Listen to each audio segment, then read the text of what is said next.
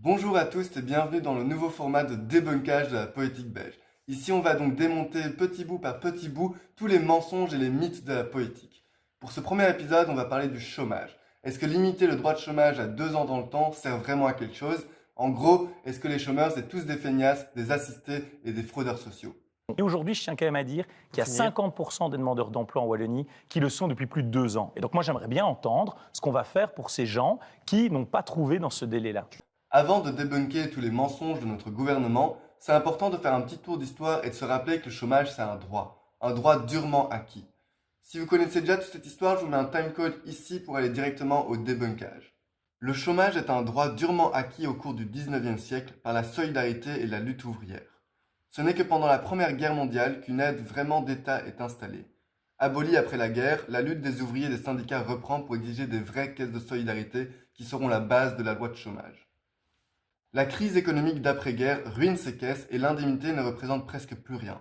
Par exemple, en juin 1920, un ouvrier métallurgiste gagne environ 2,10 francs par heure, tandis que le chômeur doit se débrouiller avec 2,5 francs par jour. Ces caisses de solidarité se faisaient sur base volontaire, donc financées par les travailleurs et travailleuses. Pourtant, déjà à l'époque, les grands patrons et les médias de droite n'hésitaient pas à mentir. Il est nécessaire de mettre immédiatement un terme aux abus et au gaspillage auxquels donne lieu le fonds de crise et de chômage, source de démoralisation et de charges intolérables pour les contribuables, rejaillissant sur le coût de la vie. Sous la pression des ministres conservateurs, les exclusions et les diminutions d'indemnités se multiplient en 1921. Par exemple, l'exclusion des femmes chômeuses dont le mari travaille ou l'exclusion des femmes chômeuses dont le conjoint touche les allocations du fonds de crise. Les ouvriers et syndicats n'abandonnent pas pour autant leur lutte et de nouvelles lois définissent dans les années 30 enfin le droit de chômage en Belgique. Mais puis vient la crise de 1930, le crash de Wall Street. Les initiatives politiques prises pour créer et financer l'assurance chômage n'aboutiront pas en cause de la crise et ensuite l'occupation allemande. Après la guerre, le 26 avril 1945, un arrêté fixe le premier règlement de chômage et proclame le droit généralisé aux allocations de chômage sans tenir compte de l'état du besoin éventuel du chômeur. Passons maintenant au débunkage des mensonges actuels. Par exemple, le chômage longue durée. Est-ce que c'est vraiment un win for life, une assurance à vie, comme le dit Georges-Louis Boucher? Il faut savoir que pour sortir des statistiques du chômage de longue durée, il faut une période ininterrompue de travail de minimum 3 mois. Ces conditions sont de plus en plus difficiles à atteindre avec la multiplication des contrats courts et d'intérim. 68% des personnes inscrites au Forum depuis plus d'un an ont travaillé depuis leur inscription, et ça c'est les chiffres du Forum. Beaucoup enchaînent les boulots sous des contrats précaires, trop courts, qui ne leur permettent pas de sortir de ce statut. Et pour les autres, la recherche active d'emploi est obligatoire, donc en cas d'évaluation négative, la sanction tombe. Ces personnes cherchent donc bien du boulot, mais ils n'en trouvent tout simplement pas. Le chômage n'est donc pas du tout une assurance vie, un win for life. Non, il y a des sanctions, il y a des exclusions, elles tombent souvent et elles sont super sévères et poussent les gens dans la précarité. Rien qu'en 2023, 43 000 sanctions et 16 000 avertissements ont été prononcés, pour un total de 284 000 chômeurs et chômeuses, soit plus d'une personne sur 5.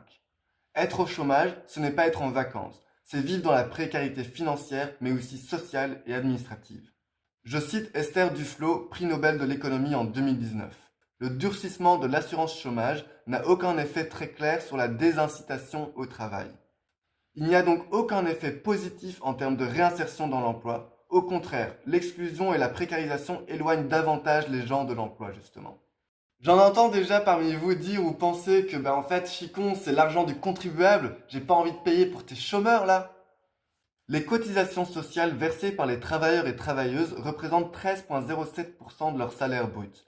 Mais là-dedans, il y a aussi l'assurance maladie, la pension et tout ce qui englobe nos droits et acquis sociaux. En 2022, les dépenses globales de la sécurité sociale ont représenté un montant de près de 132 milliards d'euros. Le chômage complet a représenté 4 milliards d'euros, soit 3% de l'ensemble. Quant au chômage dit de longue durée, de plus de 2 ans donc, le montant des dépenses a été de 2 milliards d'euros, soit 1,5% du budget total de la sécurité sociale. En résumé et en réalité, les cotisations des travailleurs et travailleuses ne financent le chômage complet qu'à hauteur de 3% de 13,07%, donc 0,4% de leur salaire brut. C'est que dalle. Mais non, il est tellement plus facile de taper sur les soi-disant assistés sociaux, les plus faibles donc, tandis qu'il n'y a personne qui parle des aides aux entreprises. En fait, le coût de l'assistanat des entreprises privées.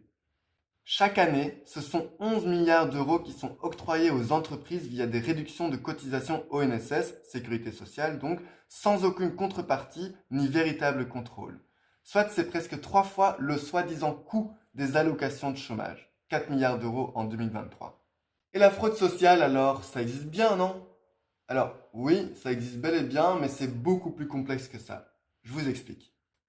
Contrairement au mythe, les vrais responsables de la fraude sociale sont les employeurs, les entreprises et les gouvernements, et non les chômeurs, chômeuses ou bénéficiaires d'autres aides. Quelques chiffres avant de commencer. L'ONEM, l'Office national de l'emploi qui paye entre autres les allocations, estime qu'en 2015, 30 millions d'allocations de chômage auraient été indûment versées, pour un total de 6,25 milliards. Alors, 6,25 milliards, ça peut paraître beaucoup, mais personne parle de la fraude fiscale. La fraude donc à la déclaration d'impôt. L'Institut d'Ulbea de l'ULB évalue la fraude fiscale entre 15 et 20 milliards d'euros annuels, soit 5 à 6% du PIB belge. Et ça, c'est sans compter les manières plus ou moins légales de faire de l'évitement d'impôts. De plus, il y a aussi le travail en noir, donc non taxé, qui représente autour des 4% du PIB belge. Donc oui, la fraude sociale existe, mais elle ne se limite pas, et loin de là, aux chômeurs cohabitants qui, pour survivre, se déclareraient isolés. Il existe de multiples types de fraude sociale, qui ne sont pas le fait du bénéficiaire. Prenons l'exemple du travail en noir d'abord. Un chômeur qui travaillerait illégalement, est-ce que c'est lui le profiteur, ou est-ce que c'est l'employeur qui n'offre pas d'emploi réel, un emploi donc taxé et soumis à un salaire minimum? Je rappelle quand même qu'avec le travail en noir, t'as ni assurance maladie, ni pension, et tu peux te faire virer à tout moment. Je ne suis pas sûr que c'est le travailleur ou la travailleuse qui souhaite cette situation précaire et dangereuse. Une forme plus élaborée est celle du travail au noir à temps partiel. Un mi-temps déclaré, ou pire, un simple tiers-temps, et le reste du temps plein au noir. Autre variante, la fraude au créditant. Le travailleur est invité à prendre un créditant à 4/5e ou à mi-temps. Il touchera un complément de l'ONEM pour le temps partiel interrompu, sauf que l'employeur lui propose de continuer à travailler à temps plein, lui donnera un petit complément en noir, mais surtout économisera un bon 5e de salaire et plein de cotisations sociales. Et je vous épargne toutes les manières que les employeurs ont pour inciter le travailleur ou travailleuse à frauder. Par exemple, il y a l'intérim, les flexi-jobs, les emplois fictifs comme chez Uber, mais aussi même des employeurs qui paieraient leur salaire en différentes tranches dans différents pays pour bénéficier de tranches et de taux d'impôt plus basses. La CNE, la Centrale nationale des employés du syndicat CSC, écrit: On en arrive alors à une situation schizophrénique où tous les acteurs deviennent conjointement complices.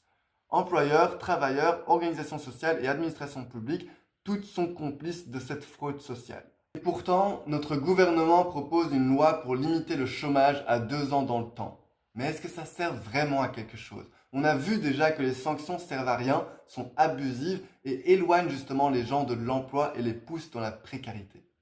Selon le CEPAG, le Centre d'éducation populaire d'André Genot, au final, ce sont 53% des personnes exclues qui sont sorties des radars, ni en demande d'emploi, ni à l'emploi, ni en formation. Parmi ces personnes, 42% dépendent de la solidarité familiale, 17% se considèrent sans ressources financières, 19% éprouvent des difficultés à se soigner et 14% à se nourrir. Les études montrent aussi que les mesures d'exclusion touchent davantage et plus durement les personnes les plus fragiles et les régions les plus touchées par la pauvreté. 2/3 des exclus étaient des femmes, dont la moitié avec charge de famille. Et Bruxelles et la Wallonie totalisaient 82% des exclusions totales en Belgique. Nous sommes tous et toutes concernés par le chômage. C'est comme le handicap et la maladie, ça peut nous arriver à tout moment. Défendre ce droit, même si on n'est pas concerné, c'est primordial. Mais en plus de ça, défendre le droit de chômage, c'est aussi défendre l'emploi de qualité. Le chômage est non seulement une protection individuelle, mais aussi une protection collective du monde du travail contre la flexibilisation de l'emploi, la baisse des salaires et la précarisation des conditions de travail. Sans parler des conséquences sociétales des choix du gouvernement, avec l'alliance GLB et BDB, on va droit vers une explosion de la pauvreté et de l'exclusion et l'aggravation des inégalités sociales. Il est primordial de continuer à se battre pour le droit de chômage, même si ça ne nous concerne pas. Voilà les petits potes, ça sera tout pour aujourd'hui. J'espère que cette nouvelle vidéo vous a plu. J'espère que ce nouveau format vous plaît. N'hésitez pas à me le dire en commentaire. Et s'il y a des sujets que vous voulez que j'aborde, que vous voulez que je débunk, n'hésitez pas à me le dire. Entre-temps, moi je suis en train de travailler sur 2 autres vidéos. Une sur la drogue, il y a plein de mensonges à dire là-dessus, à débunker là-dessus plutôt. Et une vidéo sur le droit de manifester, parce que c'est important de rappeler ça. Entre-temps, je vous laisse les liens en description vers mes sources. Et je vous dis à la semaine prochaine. Ciao. Ah non, je suis live aussi sur Twitch tous les lundis à 19h, donc n'hésitez pas à me rejoindre. On parle d'actualité chaque semaine et c'est super chouette.